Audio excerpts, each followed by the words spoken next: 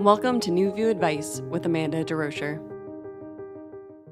Hi, beautiful soul. Welcome to New View Advice. My name is Amanda DeRocher. And if you're new here, this is a healing-centered advice podcast where I offer guidance for the healing journey. I don't believe I have all the answers you seek. I believe you have all the answers. You just may need a new view and a little help along the way.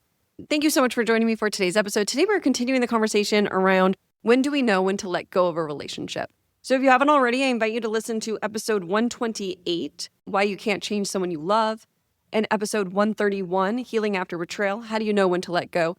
Because in both these episodes, we also have this conversation around how to know when to let go of a relationship. So I invite you to listen to those episodes as well. But today's episode, we're going to continue this conversation and also dive into two things I don't think we touched on in the other episodes, which is one, what do you do when there's addiction within the relationship, specifically an addiction that is culturally acceptable and isn't putting somebody necessarily at rock bottom, but it's an addiction that is impacting the relationship. And today we're also going to touch on what do you do when you feel like it's time to let go, but you see the good in somebody. The relationship isn't all bad. How do you weigh those good times and bad times, so to speak? So we're going to speak on both of those today. Before I jump into today's episode, I wanted to mention that if you haven't already, I invite you to check out my website, newviewadvice.com. On newviewadvice.com, I have more resources for the healing journey. I have blog posts, poems, meditations, journal prompts, and more. So if you feel like you could use a little bit more support on your healing journey, I invite you to check that out. So now let's jump on into today's listener question and discussing how to know when to let go of a relationship.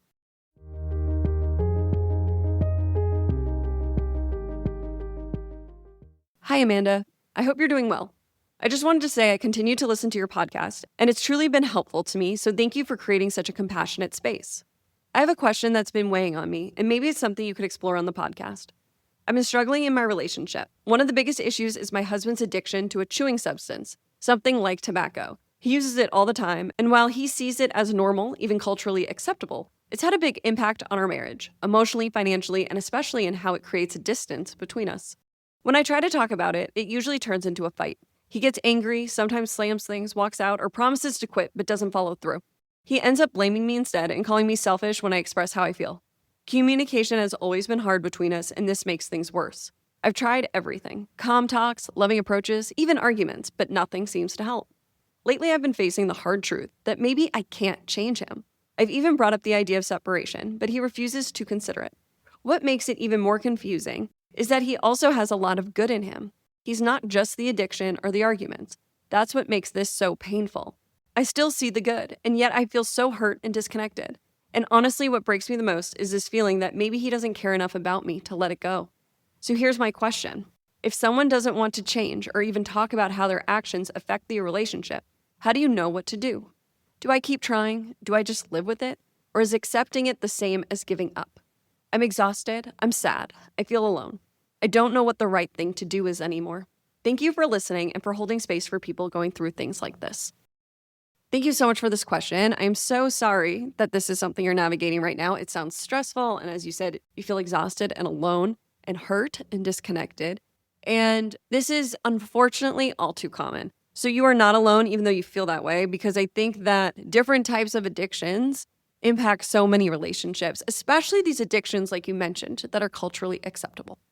So I just want to honor you here that what you are going through is hard. You are not crazy. And you deserve to be able to speak about what you need within your relationship. So first, I wanted to start with how you said you're beginning to realize you can't change him. And I truly believe that is true. You cannot change him. I talked about that in episode 128 as well. Unfortunately, when we want to change people, so often our motives or our intention is from a good place. It's from a loving place. But unfortunately, we can't change somebody else if they don't want to change themselves. Your partner here would have to choose change. He would have to take a step towards change. Now, that doesn't mean we can't invite somebody to change. You are allowed to ask for what you need. You can support somebody through change, especially when people give up addictions. Oftentimes, they do need support. So you are allowed to offer all those things. But at the end of the day, it would be his choice if he wanted to change. And it sounds to me like he does not want to change. That's the reality here, is that you've had multiple conversations. And you said he often blames you when you ask him to give up this addiction. And blame is very common when it comes to addiction. I think that many times when people are addicted to substances or addicted to anything, really, I want to mention that here because I think this question is really interesting because as you mentioned, this addiction is impacting your relationship even though it's culturally acceptable. And I think that's really important to note here, because I think so often when we talk about addiction, we talk about people at rock bottom, or we talk about the people who have ruined their lives or the lives of those who they love, when truly most addictions have a slow impact over time. And addictions can be at all different levels. Some people are full-blown addicts and they are going to need rehab and help. And some people are struggling with an addiction that, as you mentioned, is culturally acceptable. And they're able to kind of keep it on the down low, so to speak. And so for you here, it's important for you to, one, honor yourself that you're not crazy. If you feel like this substance is influencing your relationship and you feel its impact, then that's true. You mentioned it impacts you emotionally, financially, and the connection between the two of you. So though it's culturally acceptable, it doesn't mean that it can't have a negative impact. And the people who are impacted by those addictions the most are going to be the people who are closest to the person who is using that addiction. And so I think that you've mentioned here things that are very common when people have addictions: emotional distance, promises of changing and then never changing, and then blaming you. Many times when people struggle from addiction, they are in a form of denial, or they're deeply stuck in that pattern or behavior. Many people use addiction to cover up hard feelings, past experiences, trauma, a way to numb or to cope with something or to not look at something. And so I mention all that here because you're not making this up. It is impacting you. But I also want to note that I don't think it's a reflection on you. The addiction is not about you, as in, it's not because he doesn't love you that he can't give it up. It's that it's likely that the addiction is aiding him in some way. It's a coping strategy. So in my life, I used to drink in order to cope with difficult feelings, social anxiety, hard feelings from the trauma I survived. It was a way I masked anger and emotions like that. The alcohol was something I often used to numb or to mitigate difficult feelings I had. Now, that wasn't benefiting me in my life, but I continued to use it until I was ready to let it go, because I was seeing the negative impact it was having on my life. It was having a negative impact before I saw it, but it took a long time for me to be honest with myself. Nobody else could get me to that honesty point. I had to get there myself. Now, I had a few people in my life who told me that they could see the negative impact it was having on me, but it wasn't until I was ready to change that I was able to give that addiction up. So I mentioned that here because I think that when you say that you're afraid he doesn't give it up because he doesn't care about you, I don't think that's the truth. I think he cares a lot about you. I'm sure he does. As you mentioned, you guys have good times. You're in a loving relationship, but he's struggling with an addiction. And the question is, if he can't give that up and he can't change, can you still stay within this relationship? Because you said, is accepting it the same as giving up? No, I don't think so. You just have to be honest with yourself. Because I also think sometimes when we're trying to change somebody gets really defensive. But if he doesn't want to change, it's likely negatively impacting your relationship because he's obviously getting defensive. Again, you are allowed to ask for what you need, and it sounds like this addiction is negatively impacting your relationship. You definitely don't deserve to be blamed. You definitely don't deserve to be called selfish because you have a need and you see how this addiction is impacting you emotionally, financially, and your connection. But I've just mentioned that because if you do choose to say, it's not accepting it and giving up, it's that you've chosen that, at least for now, this addiction is something that you can live with. Because that's really the question you're going to have to ask yourself at the end of the day, is if he doesn't change, can you be in this relationship? Does the moments of happiness outweigh the stress you feel by this addiction? Because yes, there is good in him, and that's what makes this decision so hard. I think most people aren't all bad. I think back on toxic relationships in my own life, and they were so hard to leave because there were good moments. There were moments where we laughed. There were moments where I felt loved. There were moments where we felt connected. But at the end of the day, there was also abuse. There was also addiction, for example. There were also things that were negatively impacting me. And when I made the choice to let these relationships go, it was because I knew the relationship wasn't benefiting me. I knew it was holding me back in some way, and I knew that it was harming me in many of the cases. But it's such a hard choice for us to make because I don't think anybody is all bad. And when we're in a loving relationship with somebody, we get to see the good in them. We love them. Also, sometimes, though, we're holding on to past version of somebody. Maybe they've changed in a not so great sense, and we're holding on to a past version of them. And sometimes we hold on to somebody's potential also. We hold on to the idea of who somebody could be rather than being with the truth of who they are.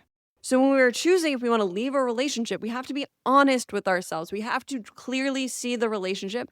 And so often we blind ourselves by seeing somebody's potential or seeing the past version of somebody else and not being with the truth of who somebody is right now.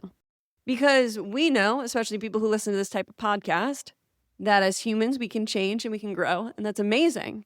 But not everybody is going to choose to grow. Not everybody is going to choose to grow with you. Not everybody's going to change. I'm actually shocked how many people don't change at all. And that's a truth that we have to be with, especially as people who grow and change. Not everybody's doing that. You have to be honest with yourself. Also, if you're empathetic, if you're somebody who feels somebody's feelings deeply, this can come in when addiction's at play, that you can empathize with why somebody is using that addiction. And it's important for you to empathize with yourself first. Because yes, many people who use addiction have experienced trauma, have experienced very hard moments in life, and are using that addiction to mask something difficult. I know that was true in my life. But it wasn't until I went sober that I really was with the hardest things I have survived. And it was the most beneficial thing I could do for myself was go sober. I just want to say that. And it's been the biggest gift I've given to myself. I also want to say that. But when people struggle with addictions, it can be so easy to empathize with them. You have to empathize with you first. You have to be honest with how you're being treated. And a way you can do this is if you saw your best friend or your sister or your brother or a loved one in the relationship you're in now, what advice would you give them? How would you tell them to handle this situation? What would you tell them about this relationship? Did they deserve how they're being treated? Sometimes it's easier to see a relationship clearly if we can kind of step out of it and see it as if it's happening to someone else. Or sometimes something I do is I will be in meditation and I'll kind of put a relationship on a movie screen so you can kind of drop into a meditation and kind of see yourself sitting in a theater. This is a common meditation practice, but you see yourself in a theater and you look at the situation on a screen. So it's as if it's not happening right here to you in the moment. And by creating some distance, you can see it clearly. But I think for you, you're at a choice point within this relationship. You have to choose if this relationship is benefiting you enough that you can stay. And that would be accepting that this may never change. Or at least for the time being, your partner is not going to give up this addiction. That would likely have to be the case for you to have to accept that. Or you have to decide if this has had too much of a toll on you. If you cannot be there for this, if it's negatively impacting you. Because at the end of the day, true love does not ask us to abandon ourselves. It does not ask us to put ourselves second. True love to me is being in a relationship where you feel safe with one another, where you feel secure, where you're able to grow and feel supported. Because our romantic partnerships, our family, our home is where we want to feel that sense of safety, belonging, and connection. So I just want to end this episode by letting you know that you deserve what you're asking for. You deserve to be seen. You deserve to be heard. You deserve to be in a loving relationship with somebody who does not blame you. It sounds like you've tried different forms of communication, but I do also invite you to maybe explore couples therapy regarding this. Maybe that is a step that your partner could take forward with you in order to discuss this addiction. Because you have to just be honest with yourself about what you need in order to stay in this relationship. Do you need the addiction to stop altogether? Are there ways you can be in the relationship if he's still using this chewing tobacco substance? But you have to be honest with yourself about what you need because you deserve to have your needs met within this relationship and you deserve to feel supported, secure, and safe within this relationship. You mentioned that this addiction was impacting you financially. Talking about finances can be really uncomfortable, but with your romantic partner, it's very important that you two can talk about finances. It's very important that you two are on the same page financially. And so you deserve to be able to talk about how this is impacting you financially and to feel heard and to find a way for it to no longer feel like it's impacting you financially. Because feeling financially safe helps us to feel safe. So that's a need. And that's okay that that's a need for you. I think that finances, it's just such an uncomfortable conversation for so many people. But it's something we definitely need to learn to talk about within relationships. And if we want to dive deeper, somebody can definitely write in a question about talking about finances within a relationship. I know Evan and I have definitely grown on that topic throughout our relationship. So I just want to wrap this episode up by saying that this is not an easy choice. So I honor where you're at. You do not need to rush your decision. You're allowed to take the time you need to feel comfortable with the decision you decide to make. But I do think you're at a choice point because something does need to shift within your relationship. It doesn't have to shift overnight. But you said you're exhausted, you're sad, you're hurt, you're disconnected. You don't deserve to feel any of those things. You deserve to feel connected. You deserve to feel loved. You deserve to feel safe and seen. And you deserve to feel happy within your relationship. So I invite you to explore what you need. Though it is a hard choice to let go of a relationship, know that it can be very liberating if a relationship has been depleting us for too long. And so, again, this isn't an easy choice, and I honor where you're at. And before I wrap up, I just want to mention you are not crazy for how you feel. You are allowed to have needs. You don't deserve to be blamed or called selfish within your relationship for just trying to voice what you need. You deserve to feel loved and supported. It sounds like you're at a choice point, and it's not an easy choice to decide if you want to stay or not stay in this relationship. As I've been saying in every episode recently, something that I like to remember in my own life is that relationships come into our lives for a reason, a season, or a lifetime, but they're all not meant to be a lifetime. Some just come in to teach us lessons. Some come in for a season of our life, but the truth is we change throughout life. Through that change, not all relationships last, and we deserve to surround ourselves with people who support us, not people who hold us back. And that can be one of the hardest lessons as a human. I truly believe that. But you deserve to, once again, feel safe, supported, and loved within your relationship. Thank you so much for this question. I'm sending you so much love.